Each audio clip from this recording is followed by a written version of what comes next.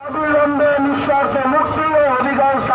হবিগঞ্জ সদর থানার ওসির প্রত্যাহার এবং আমাদের দ্বিতীয় দফা জুলাই গণঅভ্যুত্থানে অংশগ্রহণকারী ছাত্র শ্রমিক জনতাকে 1 জুলাই থেকে 8 আগস্ট পর্যন্ত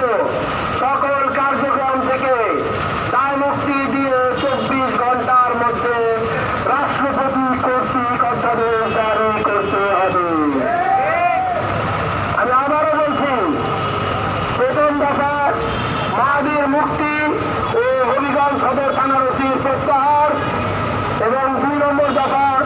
জুলাই অভ্যুত্থানে অংশগ্রহণকারী ছাত্র শ্রমিক জনতাকে 1 জুলাই থেকে 8 আগস্ট পর্যন্ত সকল কার্যক্রম থেকে দায় মুক্তি দিয়ে